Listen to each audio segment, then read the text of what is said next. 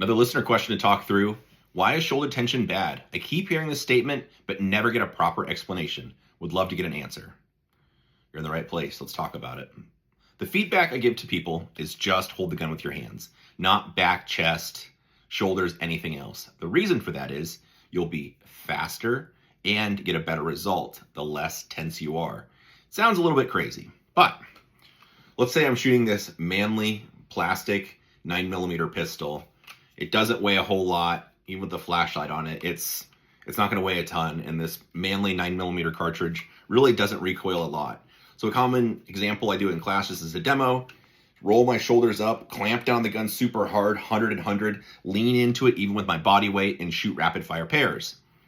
Have the class observe how much the gun recoils, then relax, just hold the gun with my hands, standing upright, kind of looking like a middle-aged computer nerd, just holding the gun with my hands. You notice the amount of recoil for the gun is very comparable, maybe the same. Or if there's any difference, maybe there's a slight 3% better from being super tense, but a bunch of bad things come with that.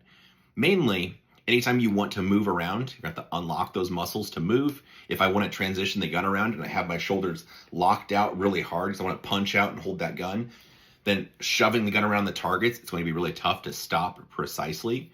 For example, if the target's here, to shove the gun past, then have to bring it back to target, or when it comes over and it stops, it kind of comes to a bounce or it bounces back and forth while you're trying to get it to stop with muscle. So, work with military and law enforcement a lot, or maybe you're watching this now, encounter a lot of people that are very type A. So, if something doesn't do what they want it to do, they will make it do that thing one way or the other. This doesn't fit, I'll get a hammer. This thing's a little bit out of battery, this case is stuck, oh, no big deal. I'll start jamming this on my desk, or I'll go get a hammer, or, whatever. I'll use muscle, I'll just force it to. If this gun won't unlock, or there's something jammed in the chamber, I will keep hitting it on things until it unlocks and does what I want it to do. So, taking that kind of mentality to shooting, I don't necessarily love. Shooting is about finesse. Again, this manly 9mm that's plastic, it doesn't recoil that much, even with hot, like self-defense ammo. If you just hold the gun with your hands, not the rest of your body or shoulders, it's really easy to tame the recoil just by looking at the spot you want to go, not looking at the sight, and just directing the gun on target with your vision. And just using a minimum amount of tension in my hands and my forearms to hold onto the gun and lock it in place. Think about, for me, let's say I want to draw and do a fast drill or an L-Pres, bill drill, whatever. So starting with the gun from the holster, if I'm going to have my best result, I'm going to be very relaxed, especially my arms, shoulder, my chest. Then when the beep goes off, or I hear just the beginning start of the beep, my hand can just snatch to the gun, grip the gun, come out to the target, and I'll just finesse it to go exactly where I'm looking. When I see the appropriate sight picture, I'm just going to start cracking off shots, pressing the trigger. The flip side to that, if I was super muscular and had as much tension as I could, it's going to be really tough to move with precision.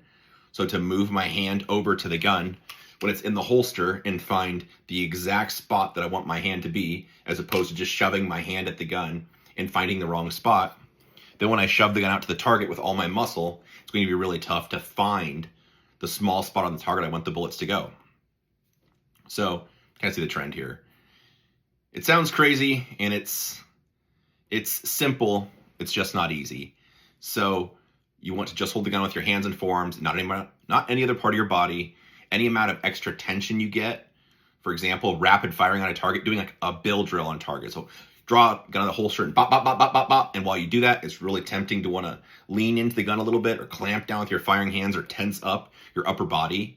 Then once you want to do something else, where you're transitioning to another target, or you want to dismount the gun so you could start moving, or you want to switch and shoot another target while you're continuing to move, whatever, all that stuff's going to be way tougher if you have a lot of core and upper body and shoulder tension. So it's simple, it's just not easy. The answer is keep your upper body and shoulders relaxed, just hold the gun with your hands, just look where you want the bullets to go, and think about finessing the pistol, which especially is tough to get through the heads of sometimes I get people in class that are very physically fit. Again, think about like the military, the law enforcement person that's super strong and could crush the grip of a gun, like a pop can.